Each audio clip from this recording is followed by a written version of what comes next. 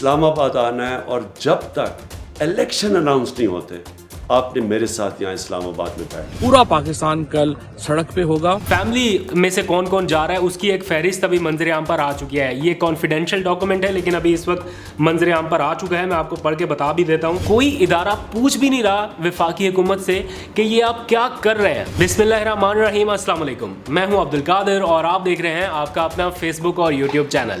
آج تاریخ ہے 25 اپریل اور دن ہے پیر کا. عمران خان کی پارٹی تحریک انصاف قائم ہوئے آج 26 سال مکمل ہو گئے ہیں. یوم تاسیس کے موقع پر انصاف کے نام پر قائم ہونے والی جماعت خود عدالتوں سے اس وقت بھی انصاف کی متلاشی ہے. عمران خان ہر گزرتے دن کے ساتھ مزید جارحانہ رد عمل کا اظہار کرتے ہوئے نظر آ رہے ہیں اور کچھ غیر معمولی فیصلوں کا اعلان بھی ہو رہا ہے. امپورٹڈ حکومت نامنظور اور ملک میں نئے انتخابات کی یا قبل از وقت انتخابات کی جو تحریک ہے اس کے حوالے سے فیصلہ کن تیاریاں بھی جاری ہیں اور کچھ اہم فیصلوں پر عمل درآمد کے لیے آج بھی بنی گالہ میں پارٹی کی مرکزی قیادت کا اہم اجلاس ہوا. اس اجلاس میں کیا فیصلے ہوئے ان پر بھی بات کریں گے, خاص طور پر چند گھنٹوں بعد پی ٹی آئی کیا کرنے جا رہی ہے اور عمران خان خود ایک بار پھر باہر نکلنے کو تیار ہیں اور مختلف شہروں کا دورہ کریں گے. اس پر بھی تفصیل سے آخر میں بات کروں گا, لیکن اس سے پہلے تھوڑی سی بات کرنی ہے فیملی لمیٹڈ کمپنی کی. منی لانڈرنگ کیس میں ضمانت پر رہا وزیر اعظم کے بعد پیش خدمت ہے مفرور اور اشتہاری سابق وزیر اعظم کو پاسپورٹ کا اجرا. اب سے کچھ دیر پہلے یہ خبر آئی کہ سابق وزیر اعظم نواز شریف کو 10 سال کے لیے پاکستان کا پاسپورٹ جاری کر دیا گیا ہے, اسی پاکستان کا جس میں وہ ابھی واپس آنے کے لیے فی الحال کچھ عرصہ پہلے تک تیار نہیں تھے, لیکن اب کسی بھی وقت ان کے پلیٹلیٹس کی مقدار پوری ہو سکتی ہے اور وہ پاکستان پہنچ سکتے ہیں, ایسا خبروں میں بتایا جا رہا ہے. یہ تو ہو گئے بڑے بھائی صاحب نواز شریف صاحب. اب تھوڑی سی بات چھوٹے بھائی کی بھی کرنی ہے جن کا وزیر اعظم بننا قومی ادارے یعنی پی آئی اے پر اس وقت بھاری پڑنے لگا ہے. جناب عمرے کی ادائیگی کے لیے تشریف لے جانا چاہتے ہیں, لیکن اس سے پہلے اتحادیوں کو بھی اپنے ساتھ اس ٹرپ میں لے جانا چاہتے ہیں. کچھ خاندان کے افراد, کچھ قریبی رہنما, کچھ دوست, ان کو بھی عمرے پر ساتھ لے جانے کا انتظام کیا جا رہا ہے. اتحادیوں اور دوستوں میں سے کون کون ساتھ جائے گا اس کی فہرست ابھی آنا باقی ہے, لیکن فیملی میں سے کون کون جا رہا ہے اس کی ایک فہرست ابھی منظر عام پر آ چکی ہے. یہ کانفیڈینشیل ڈاکومنٹ ہے لیکن ابھی اس وقت منظر عام پر آ چکا ہے. میں آپ کو پڑھ کے بتا بھی دیتا ہوں. ایک تو حمزہ شہباز شریف جا رہے ہیں اس دورے میں, پھر ان کی اہلیہ جا رہی ہیں, پھر ان کی بیٹی جا رہی ہیں, پھر ان کی جو میڈ ہیں گھر میں کام کرنے والی ان کا نام بھی اس لسٹ میں شامل کیا گیا ہے, پھر کیپٹن صفدر جا رہے ہیں, پھر ان کی اہلیہ مریم نواز جا رہی ہیں. واضح ہے کہ مریم نواز کا پاسپورٹ سرنڈر ہے اور ان کا کیس ابھی عدالت میں ہے, لیکن اس سے پہلے مریم نواز کا نام ڈالا جا چکا ہے. پھر صاحبہ عباس شریف جا رہی ہیں, پھر مسٹر یوسف عباس شریف جا رہے ہیں, پھر مسز یوسف عباس شریف ہیں, پھر امیمہ یوسف عباس ہے. مطلب یہ ایک لمبی لسٹ ہے.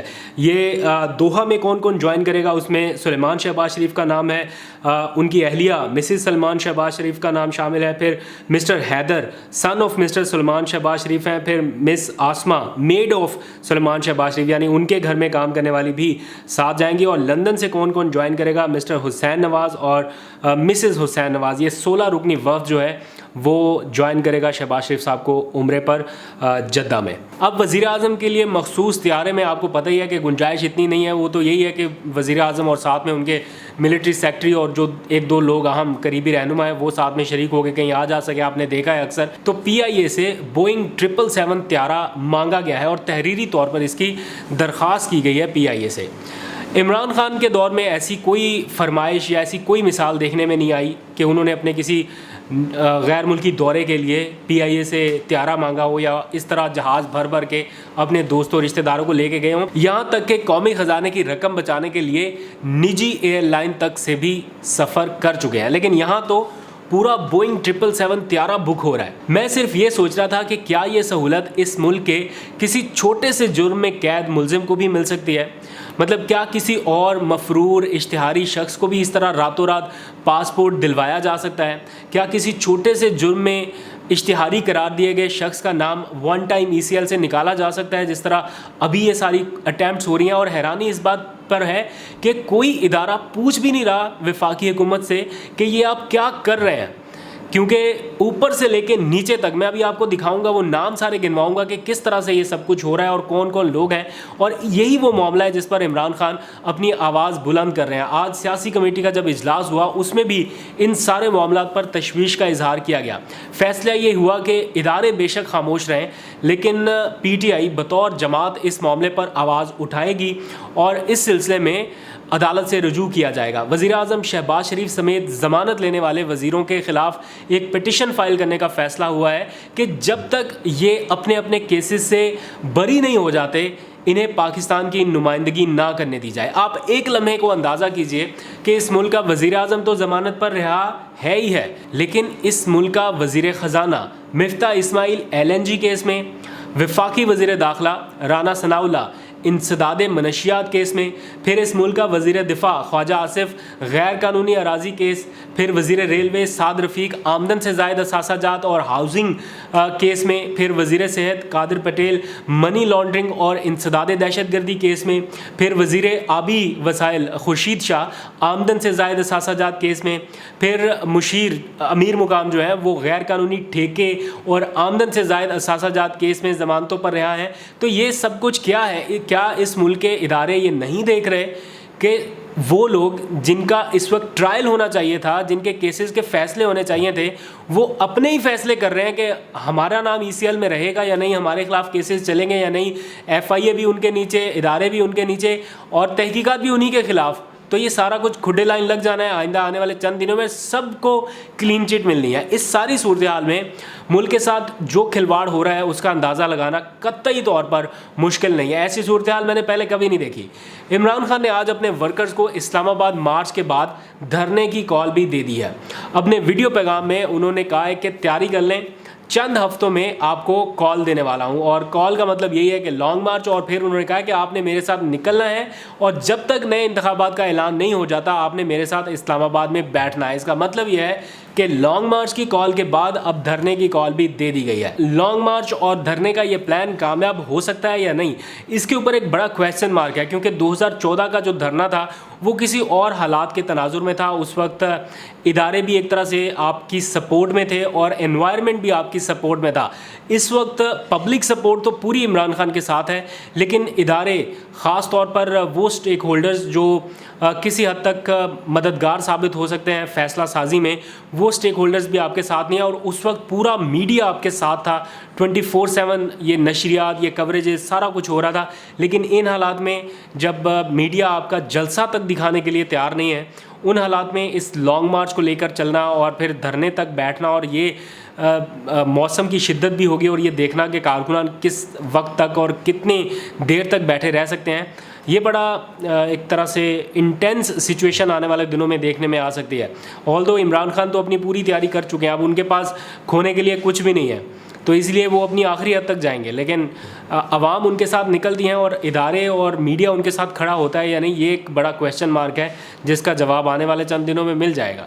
عمران خان نے پاکستان سمیت دنیا بھر میں جو پاکستان تحریک انصاف کے کارکنان ہیں ان کو 26ویں یوم تاسیس کی مبارکباد بھی دی ہے. آج چونکہ ان کا دن بھی ہے، بہتر ہوتا کوئی کنونشن ہوتا ان لوگوں کے لیے، کارکنان کے لیے، جس سے عمران خان خطاب کرتے، لیکن ان حالات میں وہ پاسبل نہیں ہو سکا.